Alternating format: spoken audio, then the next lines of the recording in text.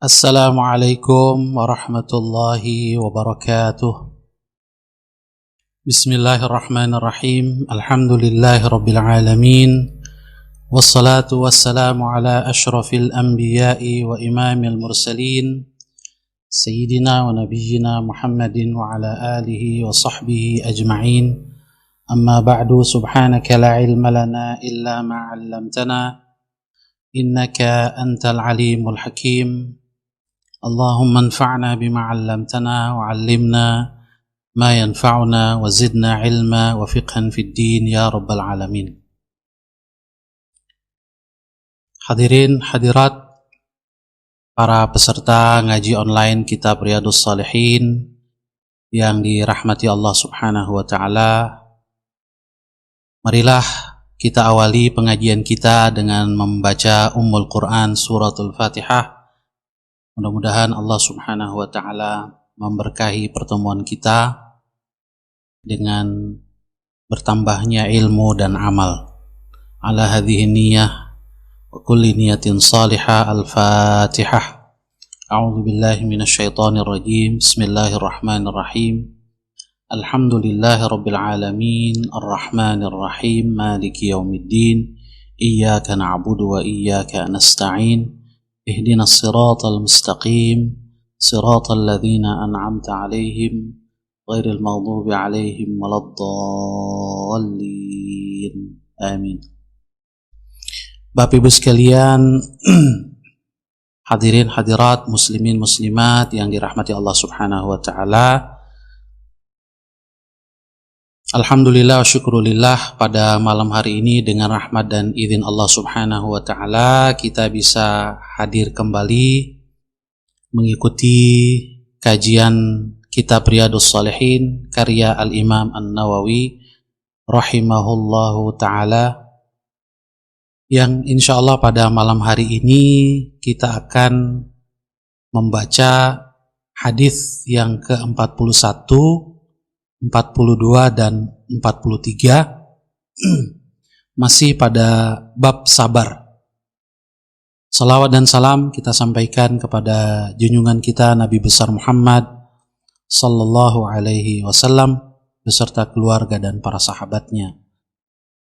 Tak lupa kita doakan Al-Imam An-Nawawi rahimahullahu taala, semoga Allah Subhanahu wa taala mengangkat derajat beliau, menerima seluruh amal saleh dan jihad beliau di dalam ilmu dan amal, mengampuni dosa-dosa beliau, juga tak lupa orang tua beliau, guru-guru beliau, orang-orang yang beliau cintai, dan kita semua kaum muslimin.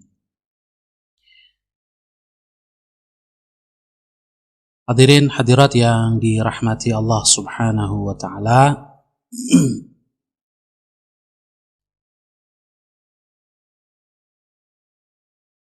Al-Hadithul Wahidu wal Arba'un, hadis yang ke-41.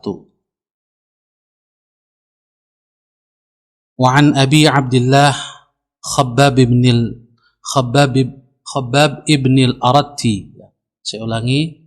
Wa an Abi Abdullah Khabbab ibn al-Aratti radhiyallahu anhu qala syakawna ila Rasulillahi sallallahu alaihi wasallam wa huwa mutawassidun burdatan lahu fi dhillil ka'bati faqulna ala tastansiru lana ala tad'u lana. Dan dari Abi Abdullah Khabbab ibn al-Arat radhiyallahu anhu, semoga Allah meridainya, beliau berkata, kami mengeluh kepada Rasulullah sallallahu alaihi wasallam saat Rasulullah sedang berbantalkan burdahnya, di semacam beliau tiduran, ya, berbantalkan burdah, pakaian luar beliau yang bergaris-garis, ya, fi dhillil Ka'bah, di bayangan Ka'bah. Jadi di sisi Ka'bah, ya, sedang bersantai di sisi Ka'bah. Faqulna, lalu kami berkata kepadanya, ala tastansiru lana, tidakkah engkau memohon kemenangan kepada kami? Ala tad'u lana, tidakkah engkau berdoa untuk kami, untuk kita? Kemudian Rasulullah sallallahu alaihi wasallam menjawab, faqal qad kana man qablakum yu'khadhu ar-rajulu fayuhfaru lahu fil ardi fayuj'alu fiha thumma yu'ta bil minshari fayudha'u ala ra'sihi fayuj'alu nisfayn wa yumshatu bi amshatil hadid ma duna lahmihi wa 'azmihi ma yasudduhu dzalika an dini.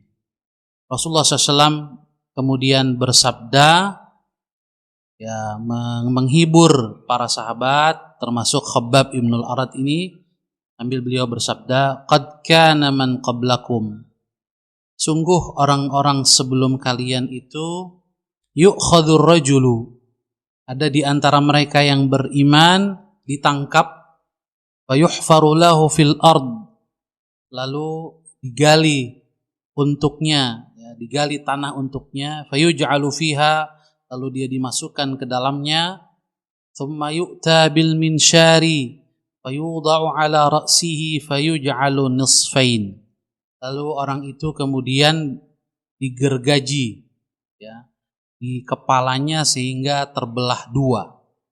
Wa yumshatu bi amshatil hadid, ada juga yang disisir dengan sisir besi, maduna lahmihi wa 'azmihi, sampai menembus daging dan tulangnya. Ma yasudduhu dzalika an dinih, semua itu tidak menghalangi orang-orang tersebut dari agamanya. Siksaan-siksaan tersebut, siksaan keji, berbagai siksaan keji tersebut tidak membuat mereka murtad dari agamanya. Kemudian Rasulullah SAW menambahkan, wallahi, demi Allah, la yutimmannallahu hadzal amra, pasti Allah akan menyempurnakan urusan ini, maksudnya adalah ajaran agama Islam ini, hatta yasira ar-rakibu min San'a ila Hadramaut la yakhafu illa Allah wadh-dhi'ba ala ghanamih walakinnakum tasta'jilun. Pasti Allah akan menyempurnakan agama ini sehingga seorang pengendara atau musafir menempuh perjalanan dari San'a di kota Yaman, ya, ibu kota Yaman sekarang ini, ila Hadramaut, menuju Hadramaut, dalam keadaan tidak takut kecuali kepada Allah Subhanahu wa taala, dan juga tidak khawatir serigala memakan kambing-kambingnya. Ini menggambarkan keamanan, ya,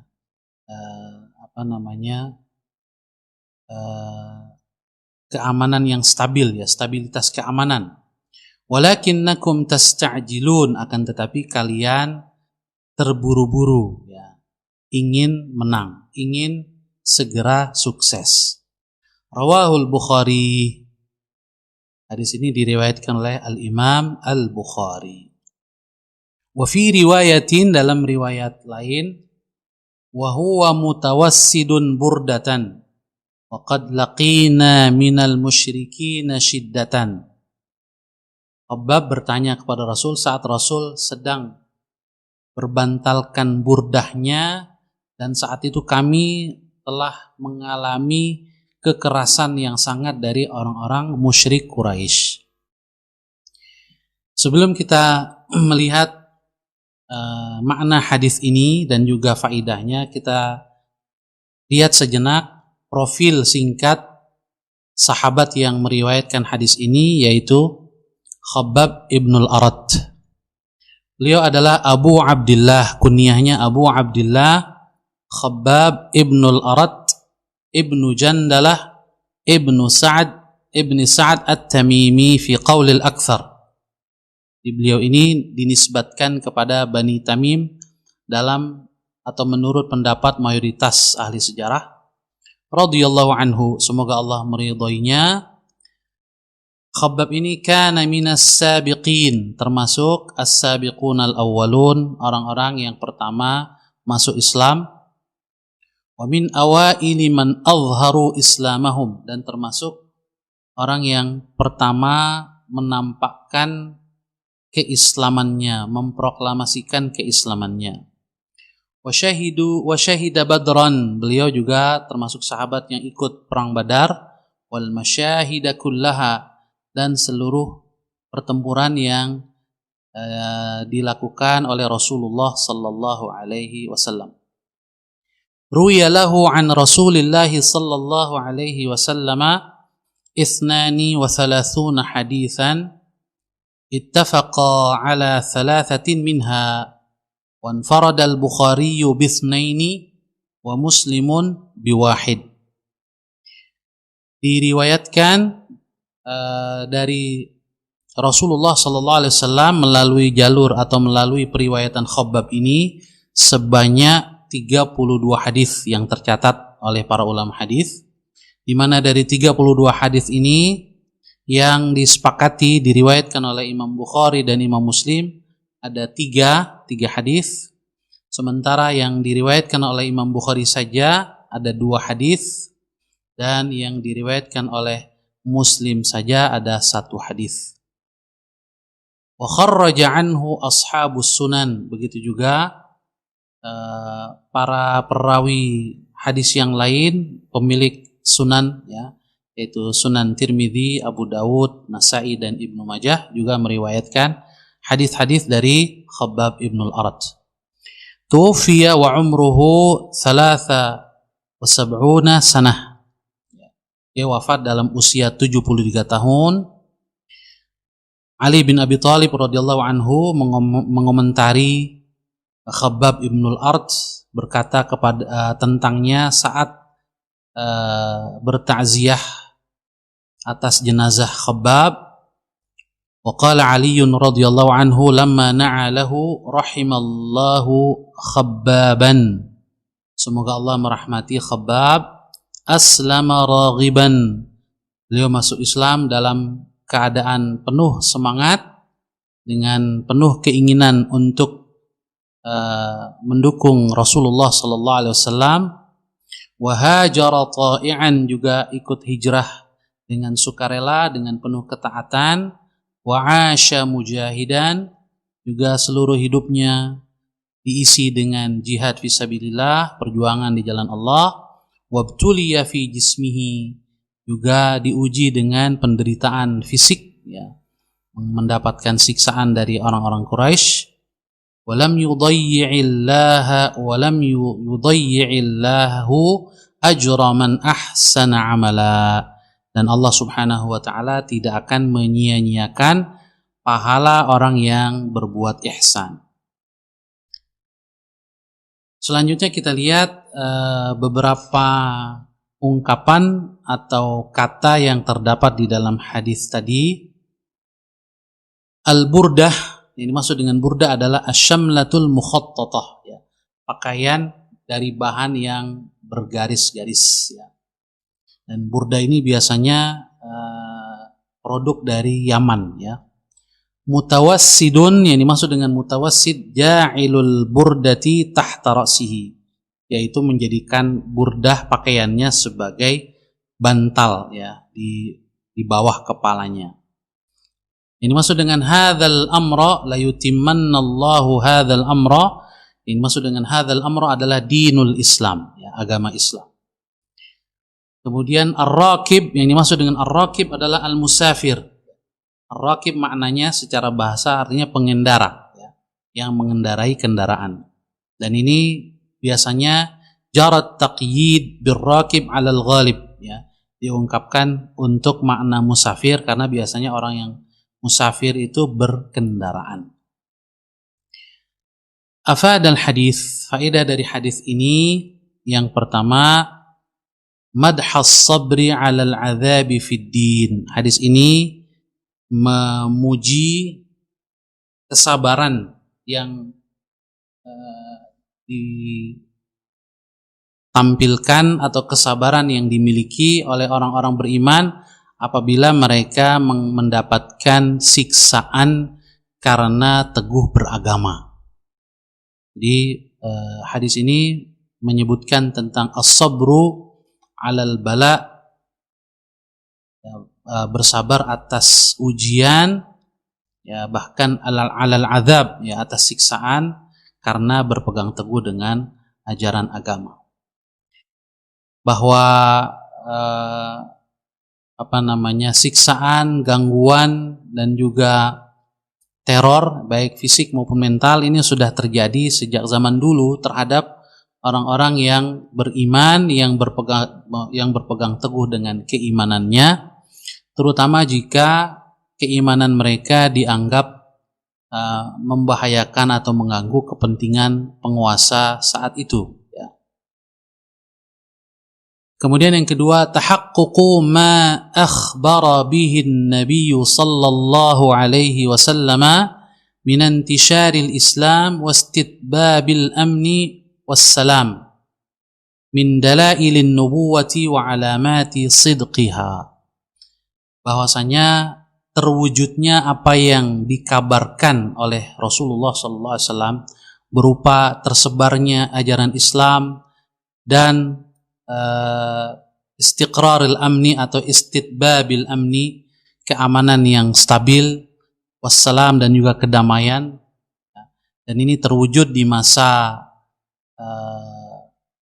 Khulafaur Rasyidin terutama dan beberapa khalifah sesudah mereka, di antaranya Umar bin Abdul Aziz rahimahullahu taala.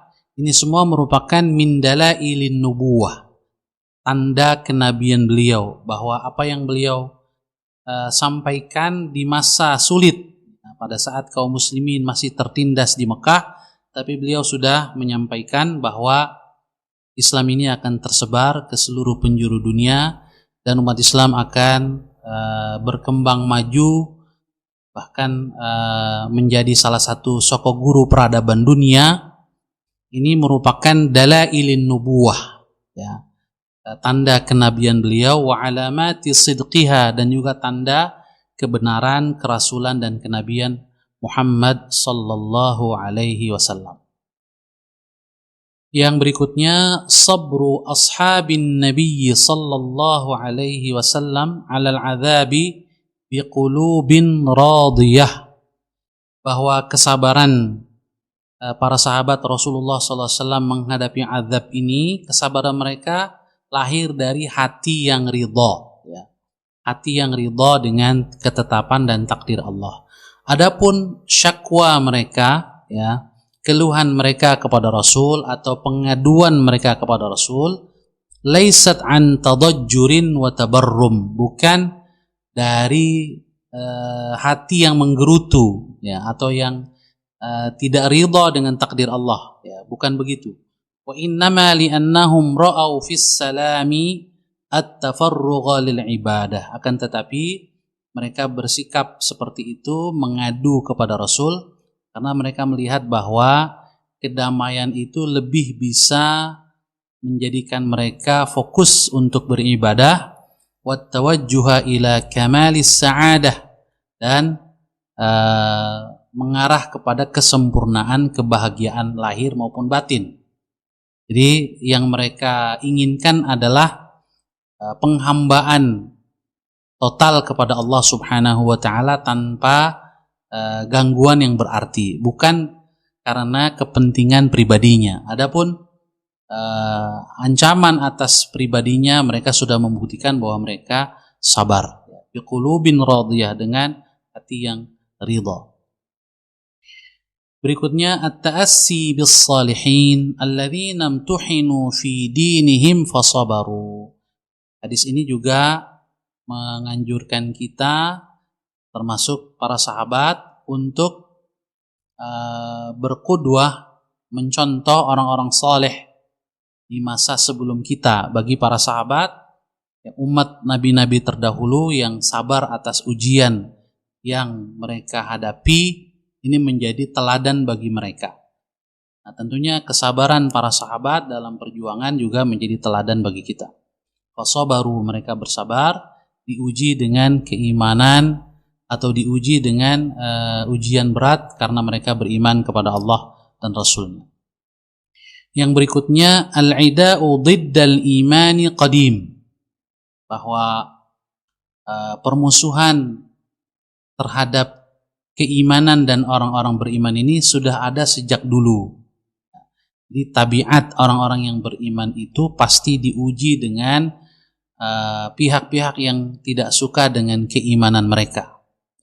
Sebagaimana yang sudah kita bahas di hadis ke-30, kisah tentang Ashabul Ukhdud, ya, yang Allah abadikan juga di dalam Al-Quran, wa ma naqamu minhum illa an yu'minu billahil azizil hamid.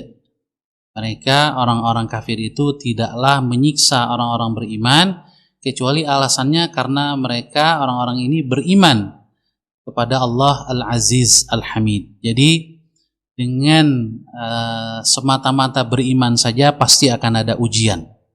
Ya.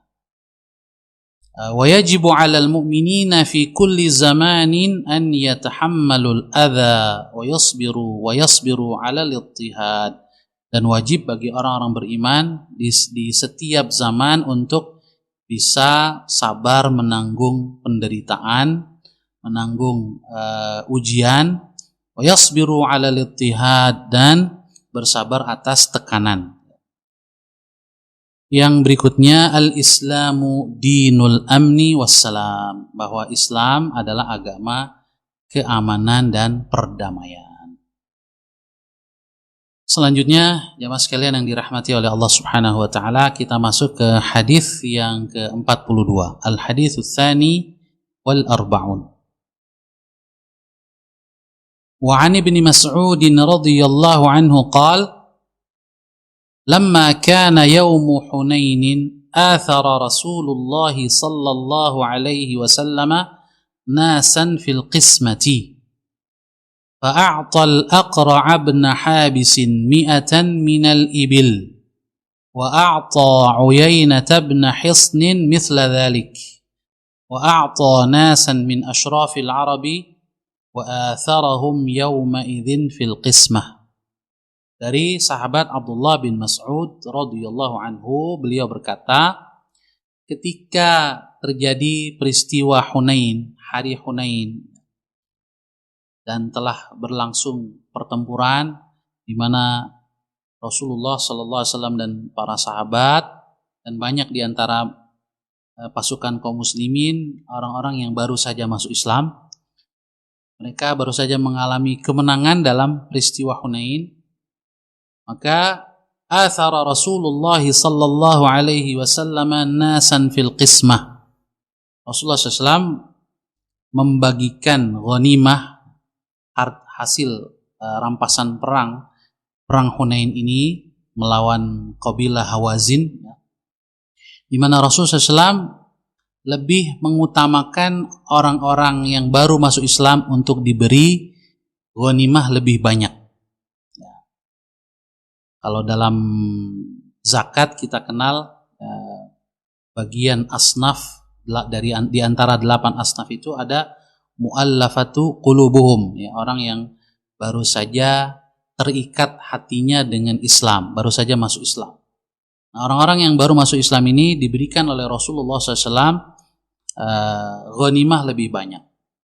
Fa'atal Aqra'a ibn Habisin 100 minal ibil. Di antaranya Abdullah bin Mas'ud menyebutkan di sini Aqra' bin Habis. Al-Aqra' bin Habis ini di antara tokoh yang baru masuk Islam. Ini diberikan oleh Rasul 100 ekor unta. Wa a'ta Uyainata ibn Hisnin mithla dhalik. Begitu juga yang lain, Uyainah, namanya Uyainah ibn Hisn, diberikan seperti itu, ya. Wa a'ta nasan min ashrafil Arab. Begitu juga orang-orang lain dari pemimpin-pemimpin Arab lain yang baru masuk Islam. Wa atharahum yawma idzin fil qismah, di mana Rasulullah SAW lebih banyak memberikan kepada mereka daripada kepada para sahabat seniornya. kaum Muhajirin maupun Ansar. Faqala rajulun, ada seorang yang berasal dari Madinah berkata, wallahi inna hadhihi qismatun ma udila fiha wa ma urida fiha wajhullah. Demi Allah, pembagian ini sungguh tidak adil. Dan sungguh ya pembagian ini tidak bertujuan untuk mengharap ridho Allah. Jadi orang ini memprotes apa yang dilakukan oleh Rasulullah sallallahu alaihi wasallam. Dari sini saja menunjukkan bahwa orang ini bukanlah sahabat-sahabat yang utama ya, bukan sahabat Muhajirin dan Ansar yang setia kepada Rasulullah sallallahu alaihi wasallam. Nanti akan kita lihat dalam keterangan siapa orang ini. Faqultu, maka aku, yaitu Abdullah bin Mas'ud berkata, wallahi demi Allah, la ukhbiranna Rasulullah sallallahu alaihi wasallam. Saya akan beritahukan kepada Rasul ucapan ini. Fa'ataituhu fa akhbartuhu bima qala. Maka saya pun mendatangi beliau dan saya ceritakan. Saya kabarkan apa yang dikatakan oleh orang tersebut. Fataghayyara wajhuhu hatta kana kas-sirf. Maka Rasul pun berubah wajahnya sehingga memerah ya, seperti sesuatu yang disepuh oleh warna merah. Karena saking marahnya beliau dengan komentar tersebut. Tsumma qala, kemudian Rasul bersabda, "Faman ya'dilu idza lam ya'dilillahu wa rasuluh." Siapa lagi yang akan bisa berlaku adil kalau Allah dan Rasulnya tidak adil? Sebab yang beliau lakukan atas perintah Allah subhanahu wa ta'ala. Wa ma yantiqu 'anil hawa in huwa illa wahyu yuha. Rasulullah SAW tidaklah berkata atau berbuat berdasarkan hawa nafsunya, berdasarkan kehendaknya sendiri, tapi semata-mata berdasarkan wahyu dari Allah subhanahu wa ta'ala. Jadi kalau apa yang dilakukan oleh Rasul ini dianggap tidak adil, berarti Allah dan Rasul tidak adil, siapa lagi yang bisa berlaku adil? Dan apalagi standar keadilan? Tsumma qala, lalu beliau bersabda, yarhamullahu Musa, Allah merahmati Nabi Musa alaihissalam. Qad udhiya, sungguh beliau telah disakiti dengan kata-kata maupun dengan perbuatan dari sebagian umatnya Bani Israel, bi aktsara min hadza, lebih daripada yang aku dengar ini. Fasabara, dan Nabi Musa pun bersabar. Faqultu, maka aku, yaitu Abdullah bin Mas'ud berkata, la jarama la arfa'u ilaihi ba'daha hadithan. Haqqan, la jarama maknanya adalah haqqan. Kalau begitu saya tidak akan lagi mengadukan ucapan yang tidak enak kepada Rasulullah sallallahu alaihi wasallam, khawatir membuat beliau bersedih. Kemudian Al-Imam An-Nawawi menambahkan penjelasan, wa qawluhu kas-sirfi huwa bi kasri as-sadil muhmalah wa huwa sibghun ahmar. Maksud dengan as-sirf adalah warna atau pewarna merah. Jadi saking marahnya Rasul sallallahu alaihi wasallam sampai mukanya memerah. Cuma perbedaannya adalah bahwa Rasulullah SAW mampu, perbedaannya dengan kita, Rasul mampu mengendalikan dirinya, ya, tidak mengekspresikan kemarahannya dengan yang tidak benar. Penjelasan beberapa kata di dalam hadis tersebut, ya. Yang pertama Hunain, ya. Hunain ini wadin adalah nama lembah sebetulnya, baina Makkah wa Taif, yang terletak antara kota Mekah dengan Taif, wara'a Arafat, di belakang Arafat, ya, di belakang padang Arafah. Bainahu wa baina Makkah bid'ata asyara milan, jarak antara Hunain dengan Makkah ya beberapa belas mil. Kemudian nasan, yang dimaksud dengan nas di sini orang-orang adalah minal muallafati qulubuhum, yaitu yang baru saja masuk Islam. Muallaf Wa minat tulaqa, dan juga di antara orang-orang yang Rasulullah bebaskan saat Fathu Makkah. Rasul tidak memberikan hukuman kepada mereka meskipun mereka banyak yang terlibat dalam peperangan melawan Rasulullah SAW dan kaum muslimin sebelum Fathu Makkah, ya, baik di perang Badar atau perang Uhud atau dalam peristiwa lain. Rasulullah SAW membebaskan mereka dengan sabdanya, idhabu fa antumut tulaqa, ya, pergilah kalian bebas. Nah, ini diantara tulaqa ini ada yang masuk Islam, dan mereka lah yang Rasul berikan ghanimah lebih banyak. Wa min ru'asa'il arabi yata'allafuhum, begitu juga pemimpin-pemimpin kabilah Arab yang lain yang baru saja masuk Islam. Fil qismah, yang dimaksud dengan dalam pembagian yaitu ay qismat ghanaimi qabilati Hawazin, yaitu pembagian ghanimah kabilah Hawazin yang dikalahkan dalam perang Hunain. Kemudian juga di antara yang disebutkan nama muallaf, ya, di dalam hadis tersebut ada Uyainah bin Hisn. Ini Uyainah ini kana minal muallafah qulubuhum, termasuk yang muallaf. Aslama qabla al-fathi, masuk Islam sebelum Fathu Makkah.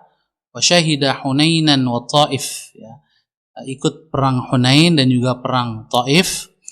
Tapi wartadda ba'da wafatir Rasul sallallahu alaihi wasallam, sempat murtad saat Rasulullah SAW wafat. Thumma raja'a ilal Islam, tapi kemudian kembali masuk Islam. Lalu ada yang disebutkan tadi Al-Aqra' bin Habis. Luqiba bil Aqra', ini dipanggil dengan Aqra' liqar'in kana fi ra'sihi, karena di kepalanya ini rada pelontos, ya, atau botak, ya, ada bagian tertentu dari kepalanya yang rambutnya rontok, ya.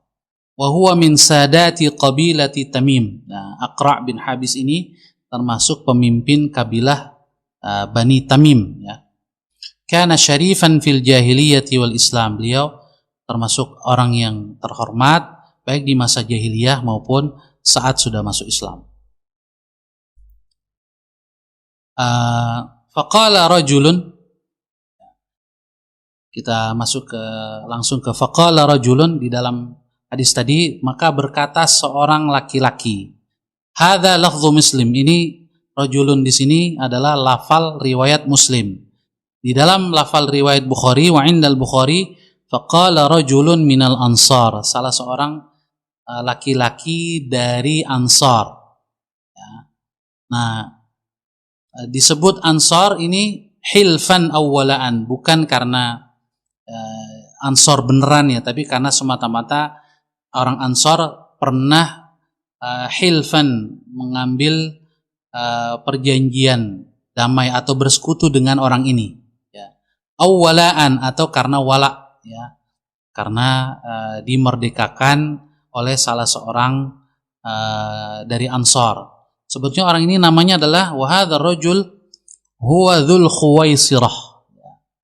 Dia adalah namanya Dzul Khuwaisirah yang menjadi cikal bakal fikrah atau paham Khawarij di masa Ali bin Abi Thalib radhiyallahu anhu. Jadi orang inilah yang kemudian terbunuh pada masa Ali bin Abi Thalib radhiyallahu anhu karena pemikirannya yang menyimpang, ya, mudah mengkafirkan kaum muslimin. Ini Dzul Khuwaisirah. Cikal bakal penyimpangannya sudah terlihat di masa Rasulullah sallallahu alaihi wasallam saat beliau protes dengan pembagian ghanimah yang dilakukan oleh Rasulullah sallallahu alaihi wasallam. Kita langsung masuk ke afadal hadis, ya. Faedah hadis ini yang pertama, an-nasihatu lillahi wa li rasulihi wa lil mu'minin. Abdullah bin Mas'ud dalam hal ini mencoba memberikan informasi, masukan kepada Rasulullah sallallahu alaihi wasallam atas peristiwa yang dia dengar, yang dia saksikan. Jadi Abdullah bin Mas'ud radhiyallahu an dengan tulus menyampaikan informasi itu kepada Rasulullah sallallahu alaihi wasallam, meskipun ketika melihat Rasulullah SAW marah, ya beliau kemudian berjanji atau berniat untuk tidak lagi menceritakan hal-hal seperti itu yang membuat Rasulullah SAW marah. Nah, ini beliau dalam konteks memberikan nasihat, ya, memberikan ketulusan, ya, semata-mata karena Allah, untuk Rasulnya dan untuk orang-orang yang beriman, mengamalkan hadis Rasul yang lain, ad-dinun nasihah, bahwa agama ini adalah nasihat. Sebagaimana Rasulullah Sallallahu Alaihi Wasallam juga memberikan nasihat kepada Abdullah bin Mas'ud dan para sahabat, ya, dengan kesabaran apabila mengalami gangguan atau komentar negatif dari orang-orang yang tidak bertanggung jawab. Kemudian yang kedua, as-safhu an atharatil li'am sunnatun qadimatun fil anbiya. Mengabaikan atau memaafkan, ya, kelakuan buruk dari orang-orang yang tidak bertanggung jawab, bahkan orang-orang yang hina, ini merupakan kebiasaan yang sudah dilakukan sejak dulu oleh para nabi. Para nabi mengalami gangguan, mengalami komentar negatif, pembulian dari orang-orang yang hina, atau orang-orang yang pura-pura masuk Islam, atau orang-orang yang beriman tetapi keimanannya masih lemah. Ya, ini mereka para nabi memaafkan atau membiarkan, ya, tidak meladeni. Kemudian yang ketiga, hikmatun Nabi sallallahu alaihi wasallam fi ikhtilafil qulub wa sa'ati hilmihi. Bagaimana kita lihat di sini kebijaksanaan Nabi Muhammad sallallahu alaihi wasallam dalam ikhtilafil qulub, mencoba menjaga iman mu'allaf, ya, para tokoh yang baru saja bergabung masuk Islam. Ini dijaga, diriayah, ya, dipelihara keimanannya, dipelihara kemaslahatan mereka dengan diberikan ghanimah lebih banyak. Wasa'ati hilmihi, begitu juga bagaimana kelembutan dan kesabaran beliau luar biasa. Berikutnya, ta'assir Rasul sallallahu alaihi wasallam bi ikhwanihi al-anbiya tahqiqan liqaulihi ta'ala ulaika alladhina hadallah fabihudahu muqtadih. Rasulullah SAW meneladani pendahulu-pendahulunya, saudara-saudara beliau, yaitu para nabi alaihi wassalatu wassalam, ya, dalam rangka mewujudkan firman Allah yang memerintahkan beliau untuk meneladani mereka. Di dalam surat Al-An'am ayat 90 dan juga ayat sebelumnya, di mana di ayat sebelumnya Allah Subhanahu wa taala menyebutkan nama-nama para nabi dan rasul dan sebagian kisah mereka. Di ayat 90 Allah mengatakan ulaikal ladzina hadallah. Mereka itulah orang-orang yang telah Allah beri hidayah, petunjuk kepada mereka. Fabihudahu muqtadih. Oleh karena itu, dengan petunjuk mereka teladanilah, ya, teladanilah mereka. Ini perintah kepada Rasulullah sallallahu alaihi wasallam, sekaligus juga perintah kepada kita umatnya. Nah, Rasulullah SAW mengingat kisah Nabi Musa alaihissalam, bahwa Nabi Musa udhiya, ya, disakiti oleh umatnya, fasabara, dan beliau pun bersabar. Ar-Rasul yang berikutnya, Ar-Rasul sallallahu alaihi wasallam basyarun, bahwa Rasulullah SAW adalah manusia biasa. Yata'atharu bima yata'atharu bihil bashar. Terpengaruh dengan sesuatu yang biasa dialami oleh manusia normal, ya. Sedih, bergembira, ya, merasa tersakiti, biasa, seperti yang dialami oleh manusia.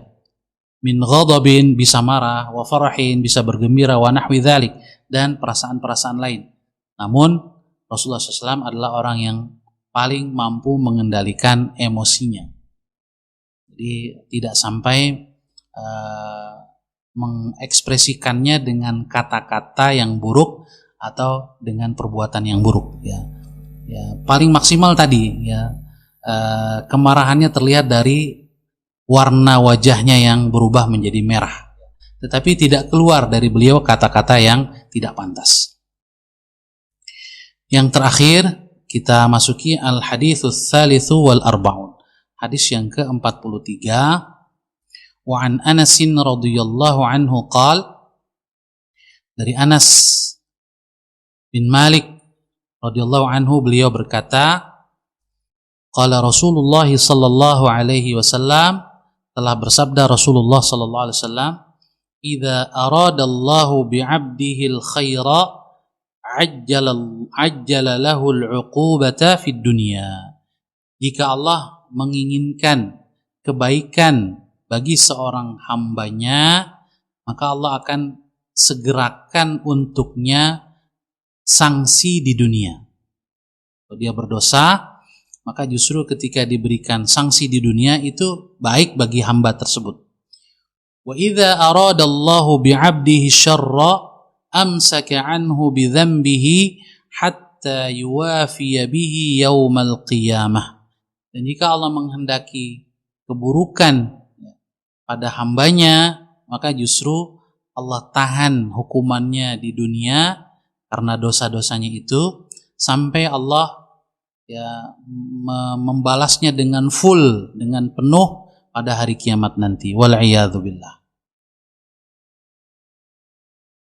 Wa qala an-nabiy sallallahu alaihi wasallam, dan Nabi Muhammad SAW bersabda, inna 'idhamal jazaa'i ma'a 'idhamil bala. Sesungguhnya pahala yang besar itu menyertai ujian yang berat. Oleh karena itu para ulama mengatakan al-jazaa'u min jinsil amal, ya. Di balasan itu sesuai dengan kadar amal dan juga kadar masyaqqah, ya. Tingkat kesulitan. Al-jazaa'u ala qadril masyaqqah. Wa inna Allah ta'ala idza ahabba qauman ibtalahum. Sesungguhnya Allah Subhanahu wa taala jika mencintai satu kaum, Allah akan uji mereka. Allah akan uji mereka. Oleh karena itu orang-orang yang beriman yang Allah mencintai mereka akan ridha dengan qada dan qadar, termasuk ujian yang mereka hadapi dari sisi Allah Subhanahu wa taala. Faman radiya falahu ridha. Barang siapa yang ridha ya dengan ujian yang datang dari Allah, falahu ridha, maka dia akan mendapatkan keridhaan dari Allah. Wa man sakhita falahu sukhtu. Sebaliknya siapa yang murka, ya maka dia pun akan memperoleh kemurkaan dari Allah Subhanahu wa taala. Hadis ini rawahu Tirmidzi, diriwayatkan oleh Al-Imam At-Tirmidzi, wa qala, Imam Tirmidzi berkata, haditsun hasan. Hadis ini hadis hasan. Langsung kita masuk ke faedah hadis ini. Yang pertama, yubtalan nasu ala hasabi dinihim. Manusia itu akan diuji sesuai dengan tingkat keagamaan mereka, tingkat keimanan mereka. Ya, semakin tinggi imannya, ujiannya pun akan semakin berat. Atau kalau Allah ingin meningkatkan derajat seorang hamba, maka akan diberi dengan ujian. Ya. As-sabru 'alal masaibi wal amradi tathhirun lidzunub. Yang kedua, kesabaran menghadapi musibah dan sakit merupakan salah satu sebab dihapuskannya dosa-dosa, diampuninya dosa-dosa kita. Kemudian yang ketiga, min alamati hubbillahi lil 'abdis salihi ibtila'uhu.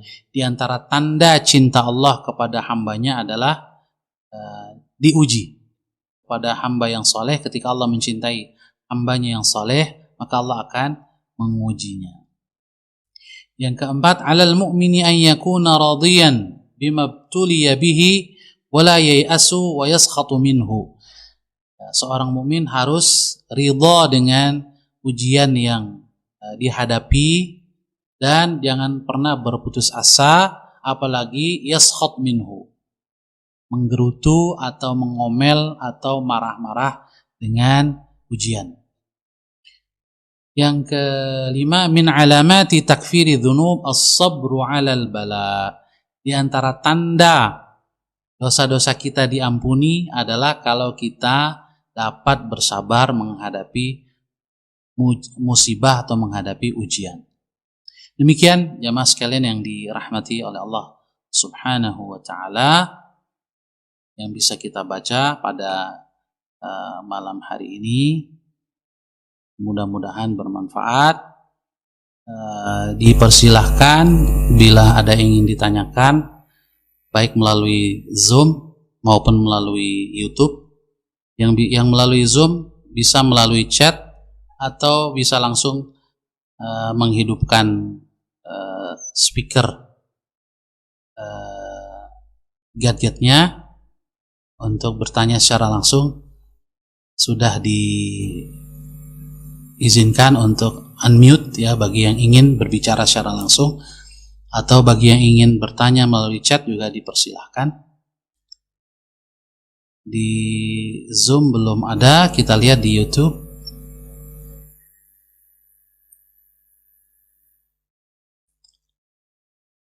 Belum ada juga, masih ditunggu.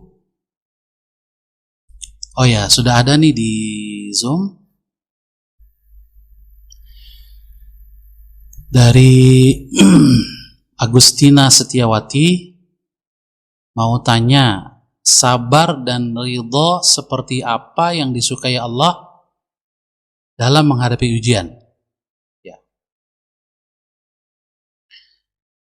Yang dimaksud dengan ridho dan sabar adalah tidak menggerutu atau mengeluh sesudah menghadapi ujian. Jadi sesudah ujian itu datang, jangan mengeluh. Sebab di antara pengertian sabar adalah adamul jaza', tidak mengeluh, tidak gerutu. Tetapi bukan berarti orang yang sabar itu nantang-nantang ujian atau musibah, enggak. Itu bukan sabar namanya, atau bukan hebat. Orang yang beriman itu berdoa kepada Allah agar diberikan keselamatan, seperti yang sudah kita bahas pada pertemuan yang lalu. Tetapi ketika ujian atau kesulitan hidup itu datang, ini harus ridho. Ridho dalam pengertian tidak mengeluh. Tapi ridho bukan berarti lalu diam, tidak berusaha. Enggak. Karena sabar maupun tawakal itu tidak menafikan usaha. Tidak menafikan usaha. Kalau sakit, ya harus berobat. Ya. Kalau menghadapi kesulitan, ya harus berusaha menghilangkan atau mengatasi kesulitan itu. Ya. Adapun yang kita bahas pada hadis sebelumnya, misalnya sakit, ya, adalah kalau kita ingin cepat-cepat sembuh, ya, dengan meminta doa kepada Rasulullah SAW, misalnya kalau Rasul masih hidup, ya. Itu Rasulullah SAW memberikan pilihan, ya, seperti yang terjadi pada seorang perempuan yang mengalami epilepsi. Kata Rasul, kamu saya beri dua pilihan, bersabar, artinya saya tidak mendoakan secara khusus, ya. Jadi kamu normal saja melakukan pengobatan, sebab kalau doa Rasul itu makbul, ya. Kalau memang Rasul doakan dan Allah terima, ya pasti sembuh langsung. Tapi dia kehilangan pahala kesabaran atas penyakit itu. Makanya Rasul mengatakan, kalau kamu menghendaki, kamu sabar saja. Gitu ya. Tapi bukan berarti tidak berusaha untuk berobat, ya, tetap berobat. Tetapi maksudnya adalah sabar dengan proses yang normal, ya, menghadapi musibah itu, baik berupa penyakit ataupun kesulitan hidup, apalagi kesulitan di dalam agama ya, dalam ujian menghadapi tantangan komitmen dalam beragama itu harus sabar. Ridha dalam pengertian berusaha untuk menghadapinya dengan usaha-usaha manusiawi, tidak mengandalkan keajaiban dari Allah Subhanahu wa taala. Karena memang Rasulullah SAW mengajarkan untuk keluar dari masalah itu dengan usaha manusiawi. Oleh karena itu Rasulullah SAW perjuangannya itu manusiawi. Baru ada hal-hal yang mu'jizat, ya, khariqun lil ada, tidak biasa, itu biasanya dalam situasi terjepit, ya, itu Allah tolong. Tapi dalam situasi sebelumnya ya itu normal. Ya, peristiwa hijrah itu Rasulullah SAW mempersiapkan hijrah dengan baik. Saat terjepit, ya sudah hampir ketahuan di Gua Thur, baru Allah tolong. Saat nyaris tertangkap oleh misalnya Suraqah bin Malik, Allah tolong, di mana kuda Suraqah tidak bisa maju ke depan lagi. Ya, jadi hal-hal yang itu biasanya muncul saat situasi genting, tapi secara umum dia normal.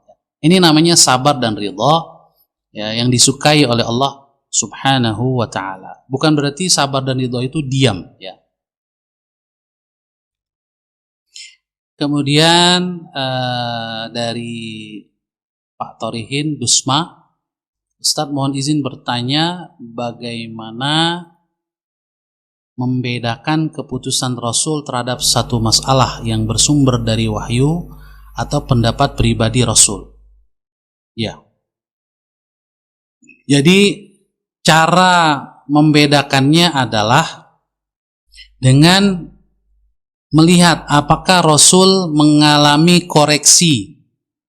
Ya. Adakah koreksi dari Allah Subhanahu wa taala melalui Al-Qur'an atau melalui penjelasan Rasul bahwa Allah memberitahukan kepada saya untuk mengubah keputusan saya.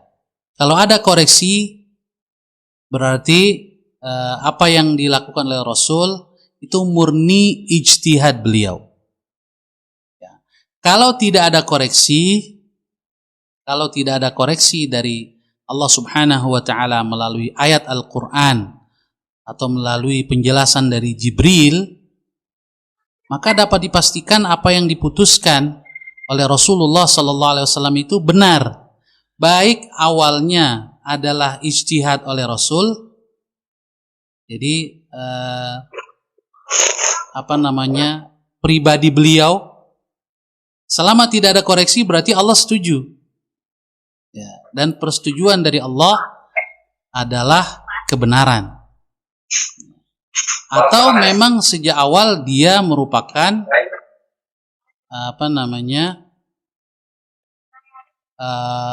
wahyu dari Allah Subhanahu wa taala.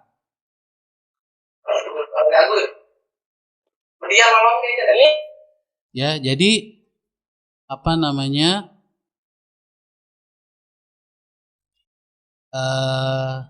seperti itu. Intinya adalah untuk membedakan apakah ini wahyu atau bukan, adakah koreksi dari Allah.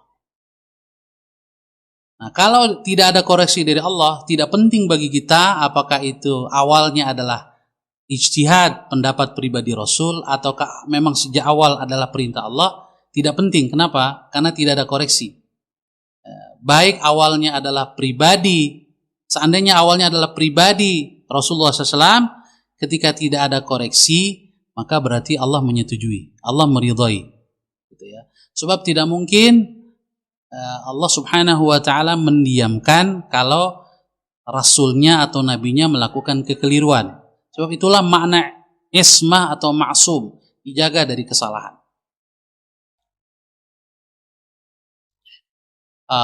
Kemudian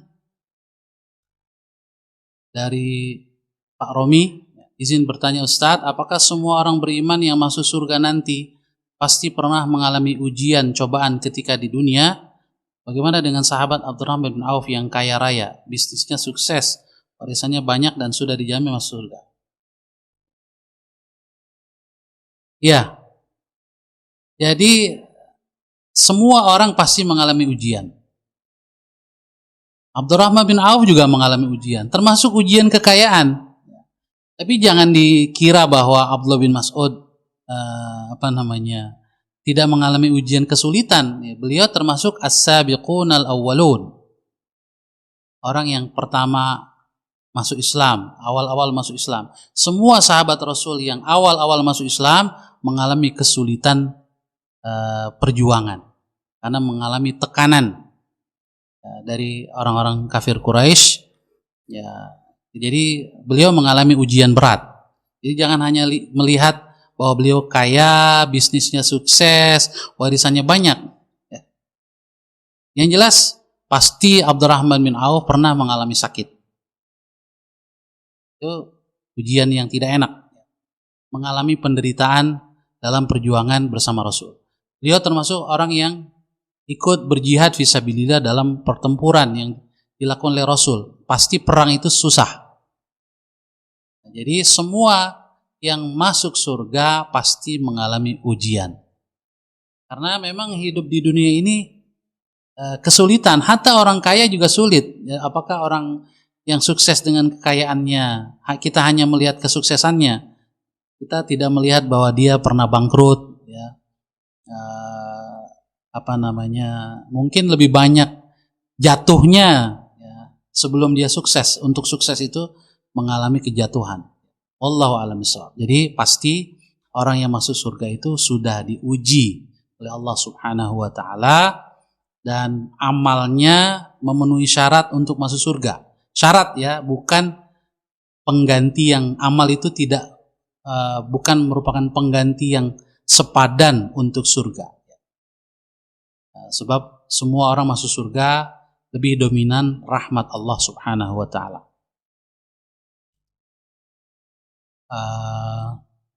Apa hikmah yang bisa kita ambil dari sikap Rasul menghadapi protes terhadap keputusan beliau? Ya, jadi karena Rasulullah SAW adalah Nabi, ya, maka protes itu tidak boleh. Sikap kepada segala keputusan Rasul itu adalah sami'na wa ata'na. Karena Rasul maksum, dia tidak mungkin salah. Ya, kalau selain Rasul, ya boleh diprotes.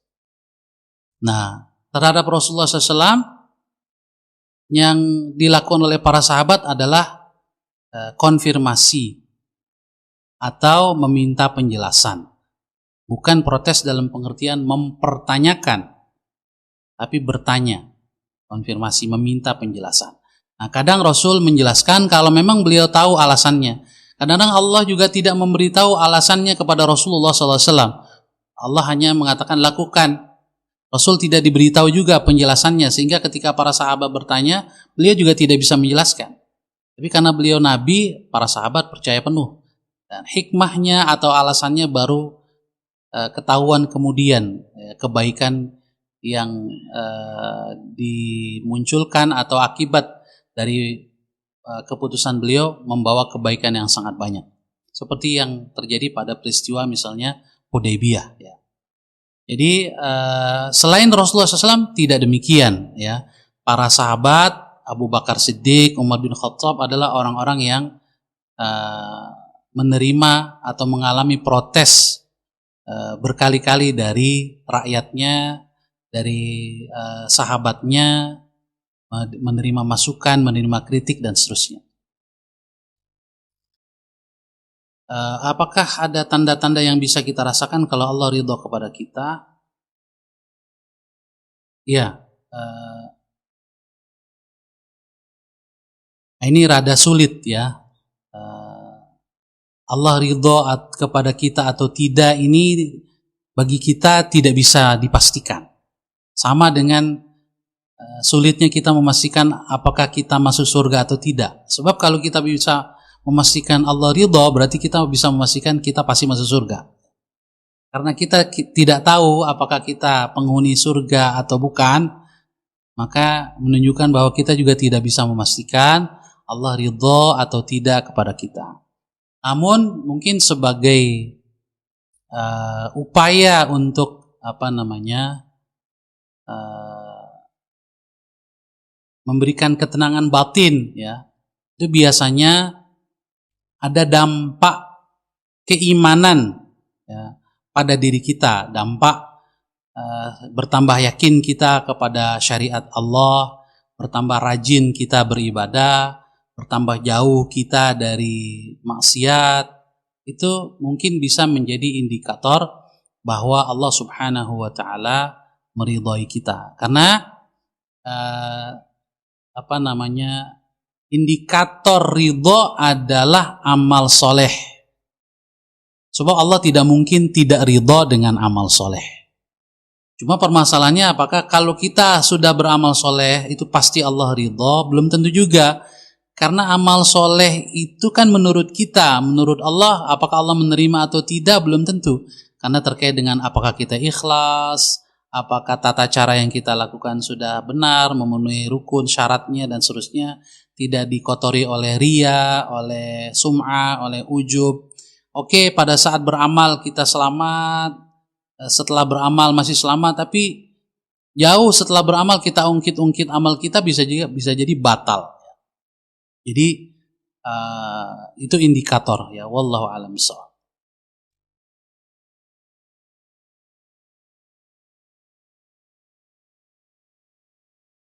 Ya, tadi di akhir penjelasan disampaikan bahwa tanda-tanda diampuni dosa adalah bersabar terhadap ujian. Mohon penjelasannya.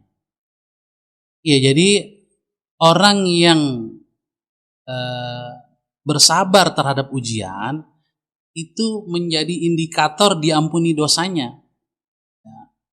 Karena dengan ujian yang berat apalagi, lalu bersabar, sesuai dengan hadis-hadis sebelumnya yang sudah kita bahas, ya, sampai duri yang menusuk kita, ya, menusuk tangan atau kaki kita bersabar. Astagfirullahaladzim. Kita ingat dosa kita. Mungkin ini akibat dari dosa saya. Allah tegur dengan duri yang menusuk misalnya. Kita sadari itu dan kita sabar, ya, dengan mengungkapkan ungkapan yang baik. Inna lillahi wa inna ilaihi raji'un. Astagfirullah wa atubu ilaih. Maka itu indikator Allah mengampuni dosa-dosa kita. Jadi kesabaran atas musibah mudah-mudahan menjadi pertanda dosa-dosa kita diampuni, ya, oleh Allah Subhanahu wa taala. Supaya adil, kita lihat di YouTube. Tadi sudah di Zoom, ya. Dari Ibu Dedeh, Ustaz Ahmad Sahal Hasan rahimakumullah, kisah seorang yang digergaji itu pada masa Nabi siapa Ustaz? Saat ini dulu di Bosnia, Rohingya, Bumi Syam juga perih bila mereka putus asa, apakah dimaklumi? Iya, kemudian dalam Quran ada ayat tentang doa mohon keluar dari negeri yang zalim penduduknya, hijrah tempat, apakah termasuk sabar dalam kondisi sulit untuk mencari kebaikan keturunannya? Iya. Yang mengalami ujian berat seperti itu hampir di seluruh kisah-kisah para nabi dan para rasul alaihimussalatu wassalam. Ya, di antara yang digergaji itu kita sudah bahas kisah Ashabul Ukhdud. Ya, Rahib gurunya, sang guru dari Gulam, ya, itu syahid, ya, digergaji, ya kan? Bahkan diriwayatkan Nabi Zakaria juga syahid, ya, dengan digergaji, ya. Seperti itu. Jadi ini peristiwa yang berulang, ya. Nah, apakah kalau berputus asa dari situasi seperti itu dimaklumi, putus asa tidak dimaklumi, ya, tidak boleh, ya, karena putus asa itu bagian dari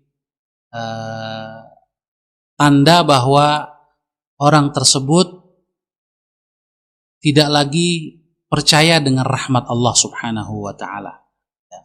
Nah, kalau ini maksud pasrah adalah meminta agar diwafatkan saja, khawatir ya tidak mampu menjaga keimanan, malah tidak percaya lagi dengan rahmat Allah, ya tidak bisa menghadapi ujian yang berat, ya sehingga merusak iman dan agama, boleh meminta diwafatkan segera oleh Allah Subhanahu wa taala. Seperti yang sudah kita bahas pada hadis sebelumnya, ya, di mana seseorang itu makruh meminta kematian, ya, sebagian ulama mengharamkannya meminta kematian kalau alasannya adalah karena tidak sanggup menghadapi ujian, ya, karena maslahat duniawinya dia tidak sanggup, gitu.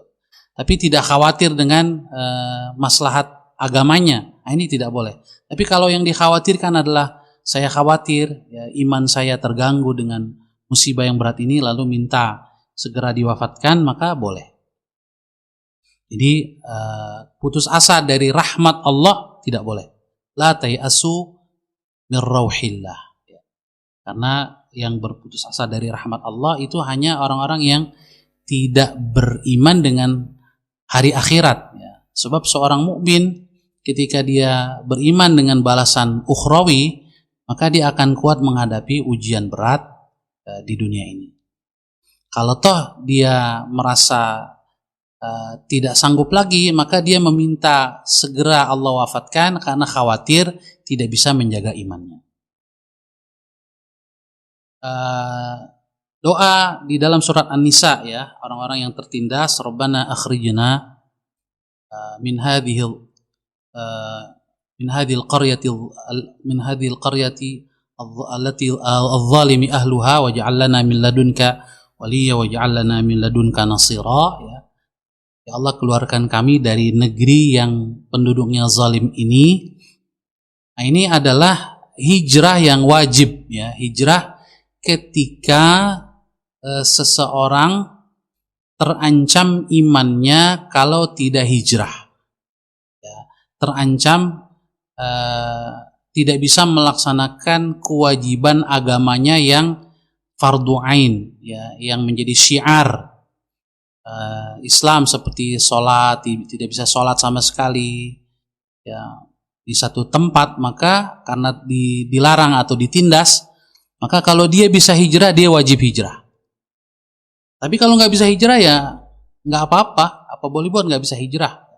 Makanya yang berdosa adalah yang bisa melakukan perjalanan hijrah, berpindah, tapi tidak melakukannya, seperti kewajiban hijrah dari Mekah ke Madinah. Ya, bagi yang mampu, tapi yang tidak mampu, mustad'afin, Allah ampuni. Illal mustad'afin. Ar-rijal wan nisa wal wildan. Anak-anak, perempuan, atau orang-orang tua yang tidak punya daya dan upaya untuk melakukan perjalanan, atau tidak tahu rute perjalanan misalnya, atau lebih membahayakan nyawanya kalau melakukan hijrah, maka tidak hijrah tidak mengapa. Wallahu a'lam shawab. Jadi alasannya harus alasan yang sifatnya din, ya. Jadi meninggalkan satu daerah ke daerah lain wajib, ya, kalau yang terancam adalah iman dan Islam kita, tidak bisa melaksanakan kewajiban yang utama. Tapi kalau untuk misalnya sekedar mencari kerja, mencari penghidupan dunia yang lebih baik, itu tidak wajib, boleh. Itu pun kalau tidak membahayakan imannya. Kalau justru pindah kerja, imannya malah melorot, pekerjaannya malah merusak keimanan dan agamanya, bukan boleh lagi, itu bisa jadi haram, ya, jangan pindah ke tempat itu. Jadi pertimbangan utama untuk kita berpindah dari satu tempat ke tempat lain adalah maslahat din yang pertama, ya. Baru yang kedua maslahat duniawiyah. Kemudian ada pertanyaan dari Ibu Dewi Susilowati. Ini mungkin yang terakhir, ya, karena sudah jam 9:11.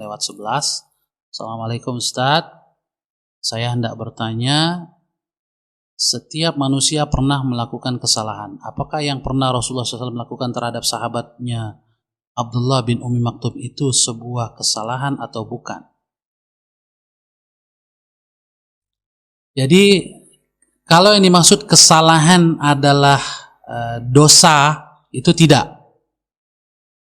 Karena peristiwanya kan Rasulullah SAW sedang berdakwah, ya, memberikan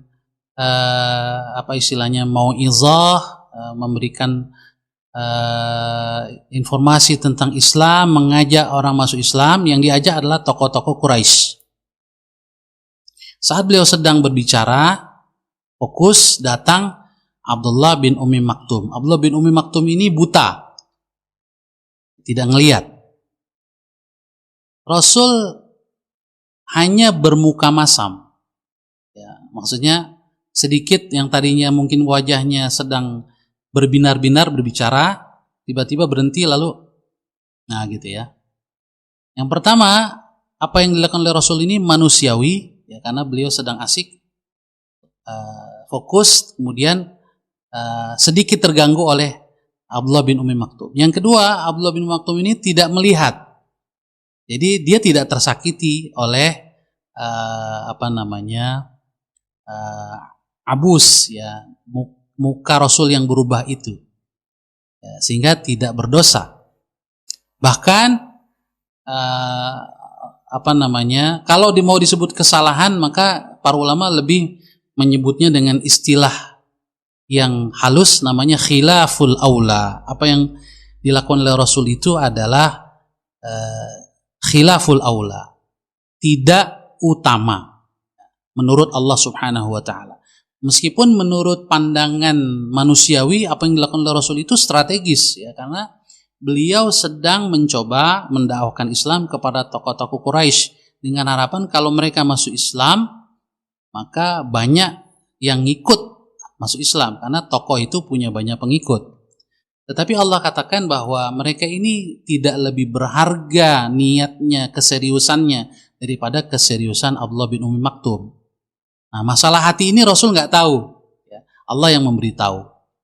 Nah, dengan teguran dari Allah Subhanahu wa taala di surat Abasa itu, Rasul kemudian sangat memuliakan Abdullah bin Ummi Maktum.